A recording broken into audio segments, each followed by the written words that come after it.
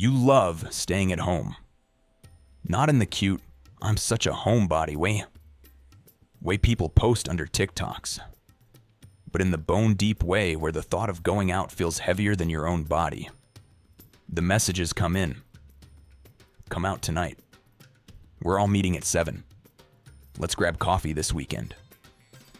And your first feeling isn't excitement, it's pressure, tightening, a small, quiet dread sitting behind your ribs.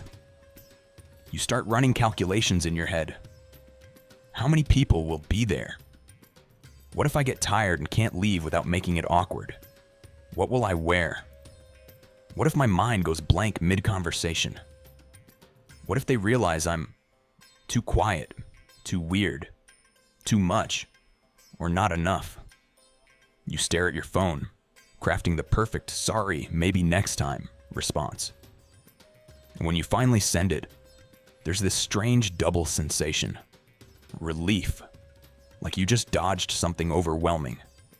And grief, like you just shut the door on a life that might have been bigger. You put on something soft. You make your favorite drink. You sink into your couch, into your playlist, into your show, into the book you've read 3 times. And here's the paradox. Home has become your sanctuary. But somewhere along the way, it also became your cage. This video is not about shaming you for loving your space. It's about the psychology of people who love staying at home when staying at home isn't just a preference. It's a nervous system strategy. It's a survival pattern wrapped in cozy blankets and Netflix thumbnails. At the core, the archetype we're exploring is this: the person whose nervous system learned that isolation is safety, so connection feels like danger. The thing that saved you once is now quietly sabotaging you. Today, we're going to unpack that. 1. The paradox of your sanctuary. You don't hate people. You're not antisocial in the way people assume. In fact, you're probably deeply observant. You notice the shift in someone's voice when they're hiding something. You feel tension in the room before anyone says a word. You sense when someone is bored, irritated, or secretly judging. Being around others isn't just being around others for you. It's a flood. A flood of micro-expressions, tones, expectations, and unspoken rules. A flood of who do I have to be right now to keep everything calm, safe, and acceptable. Home, by contrast, is simple. At home, the lighting is what you choose. The sounds are what you choose. The pace is what you choose. Nobody suddenly storms in with their drama. Nobody interrogates why you're quiet. Nobody asks, why don't you come out more? With that little edge in their voice. So you stay. You stay because inside 4 walls, your nervous system finally exhales. You don't have to perform. You don't have to mask. You don't have to translate yourself into a version that's easier to consume. And yet, there's a quiet ache, a sense that life is happening out there. Out in the restaurants, the trips, the spontaneous invitations you decline, the conversations you never join, and the connections that never form because you closed the window before they even knocked. The paradox is brutal. Home is the only place you feel truly safe. But it's also the place where your world slowly shrinks. You tell yourself you're just tired, just busy, just introverted. And some of that may be true. But under it, there's often something else. A nervous system trained by years of overwhelm, criticism, unpredictability, or invisibility that decided quietly, the fewer variables, the safer I am. So you built a life with as few variables as possible. And it looks, from the outside, like they just love staying home. 2. The deep psychology of the homebody archetype. Let's name what's actually happening. Because for many, I love staying at home isn't just about introversion or preference. It's the visible surface of a much deeper adaptation. We'll focus on 3 key psychological ideas: hypervigilance, avoidant attachment, the window of tolerance, and how they turn your home into both refuge and prison. Hypervigilance. When outside feels like a threat. Hypervigilance is a state where your nervous system is constantly scanning for danger, emotional or physical. If you grew up in a home where moods shifted suddenly, where criticism came out of nowhere, where you had to guess what version of a parent you'd get that day, your body learned that the world is unstable. Crowds, social situations, and new environments, they all become potential threat fields. Too many moving parts, too many unknowns. So when friends say, "It'll be fun, just come," your body doesn't hear fun, it hears risk. Going out becomes a full-body event. Elevated heart rate, subtle anxiety, mental rehearsing, and exhaustion before you even leave the house. Staying home, that's your nervous system's way of switching off high alert. Not because you're lazy, because you're tired of scanning everything. Avoidant attachment. Intimacy feels like obligation. Avoidant attachment is a pattern where closeness feels suffocating, intrusive, or unsafe.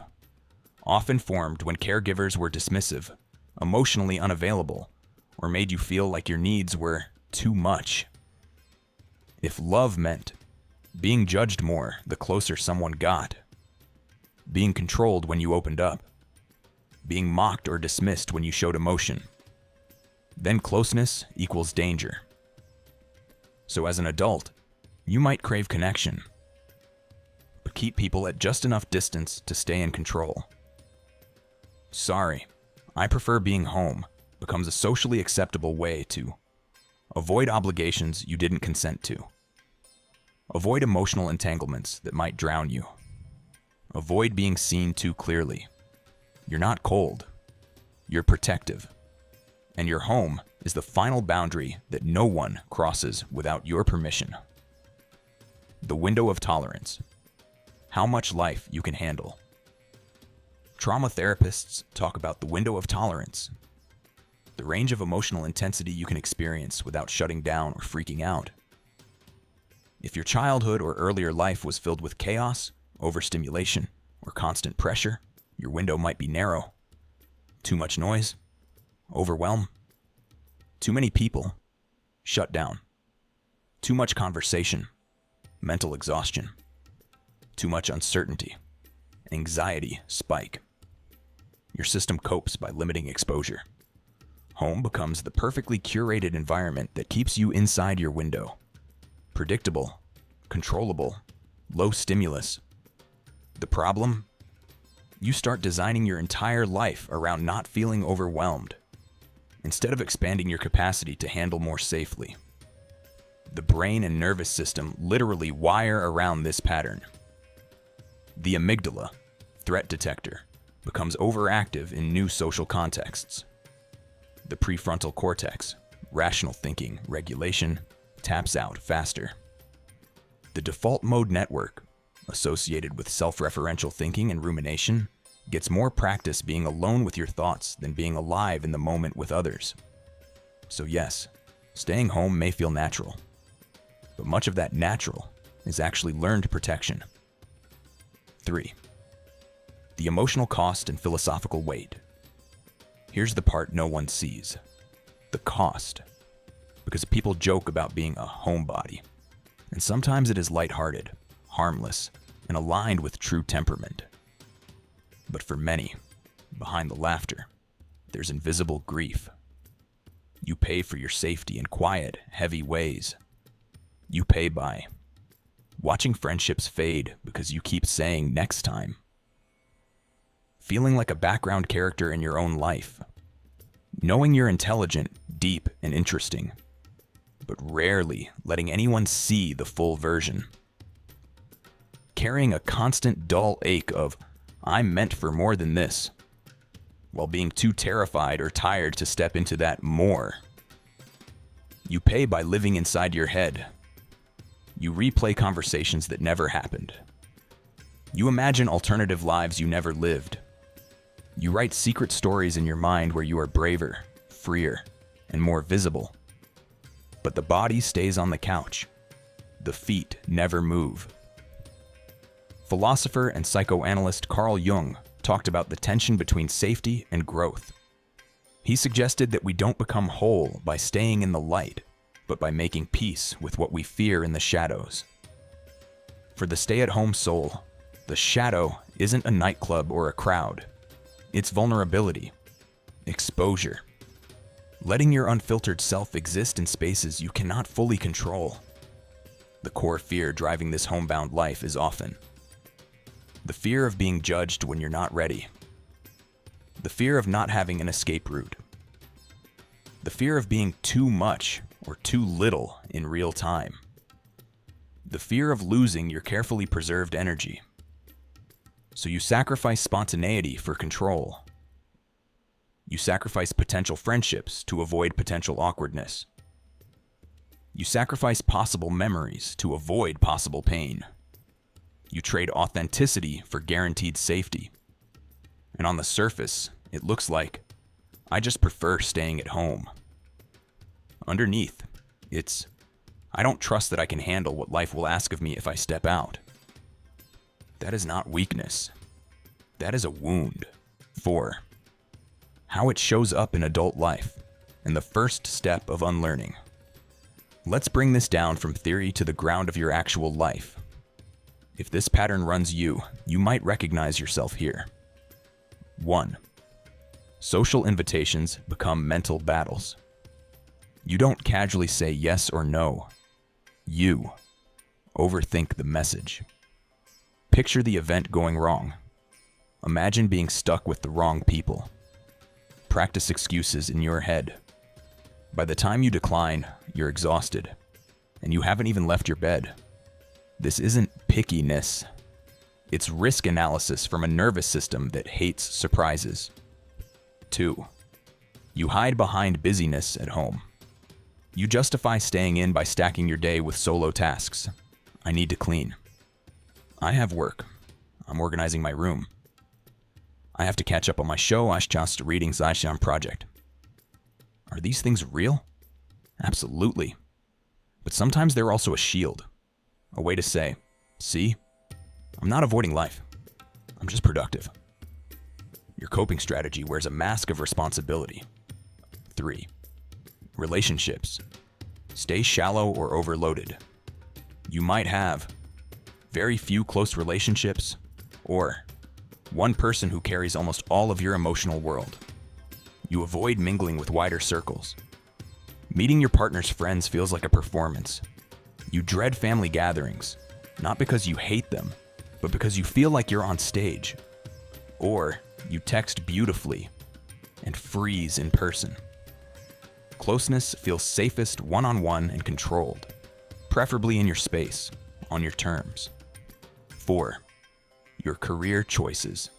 Bend around avoidance. You might choose remote work as the only bearable option. Avoid roles that require networking or leadership presence.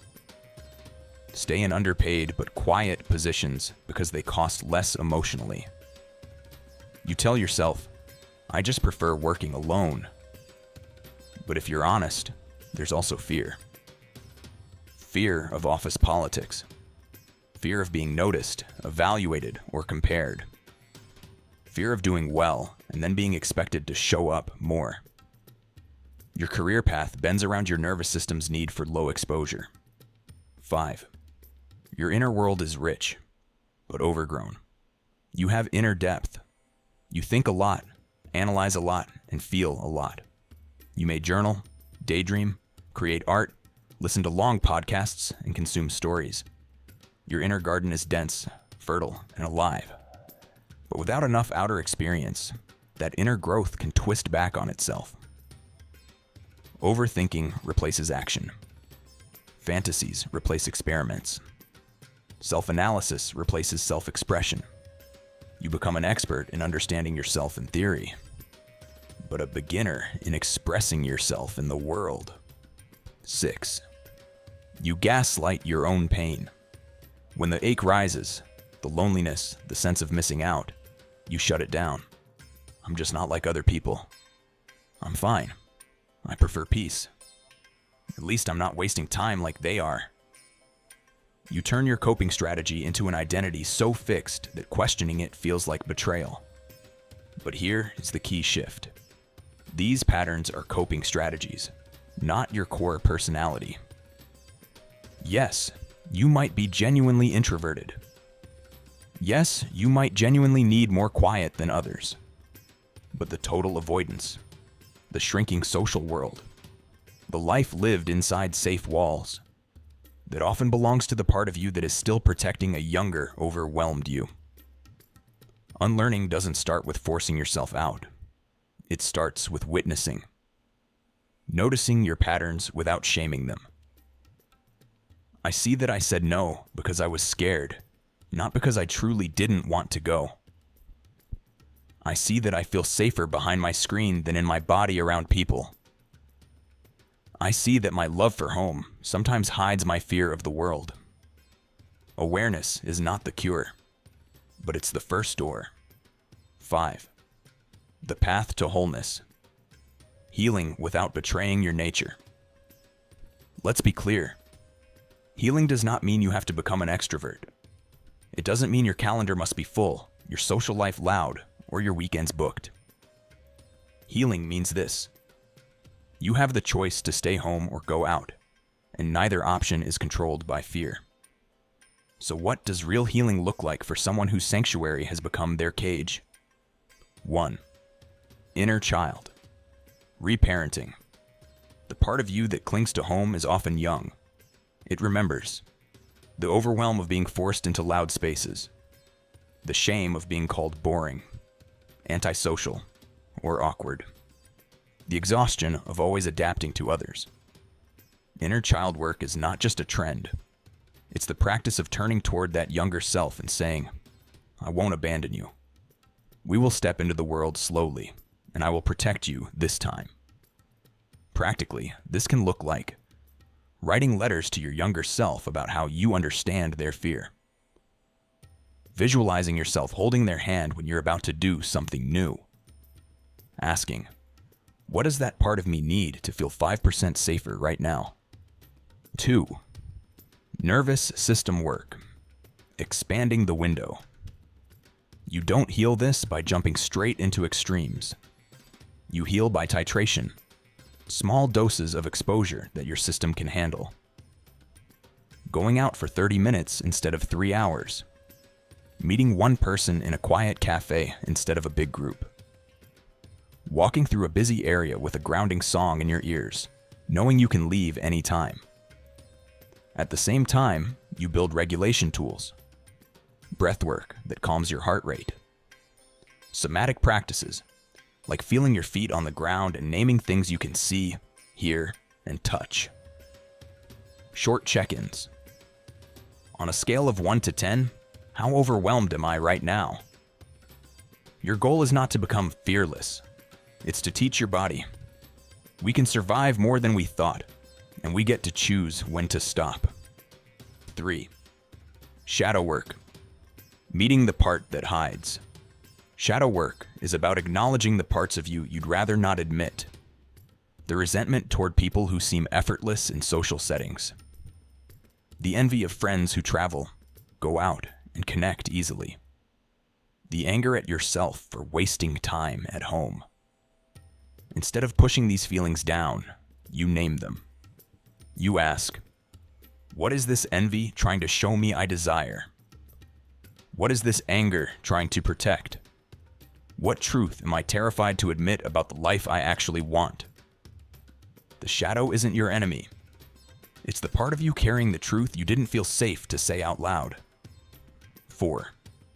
Choosing softness. With yourself and the world, harshness will not heal you. You cannot bully yourself into bravery. You cannot shame yourself into expansion. Healing this pattern means choosing softness. Speaking to yourself as you would to a dear friend. Of course you're scared. This makes sense. Allowing yourself to leave early without calling it a failure. Celebrating small victories. I went out for an hour. I'm proud of that. The world has already been loud and demanding enough. Your healing doesn't need to repeat that tone. 5. A new philosophy of home. Home doesn't have to be your prison. Home can become a base, not a bunker. A place you return to, not a place you never leave. A space where you refill your energy so you can taste more of life, not avoid it. Think of it this way. A tree needs strong roots and an open sky. You mastered the roots part, grounding, stillness, and inwardness. Now your work is to slowly, gently, let your branches touch the air. There's a line often attributed to Rilke that says, in essence, our task is not to overcome our fear, but to live into the questions it raises. For you, the question might be, how can I honor my sensitivity and love of quiet without abandoning my longing to be alive in the world? That's the work. Not to fix yourself. Not to become someone who loves crowds, parties, and chaos. But to become someone whose world is not small by default. Someone who can say, I love staying at home, and I also trust myself enough to step out when my soul calls me to. If this spoke to you, if you felt seen, named, or gently challenged, you're not alone. There are countless others watching this from their beds, their couches, their carefully arranged rooms, feeling the same tug of war between safety and life. Share this with the part of you that is ready for more. Share it with someone you know who lives mostly inside their walls. And if you want more long form, honest dives into the psychology behind your patterns, you can stay here with this channel as long as you need. Not to be fixed, but to become whole.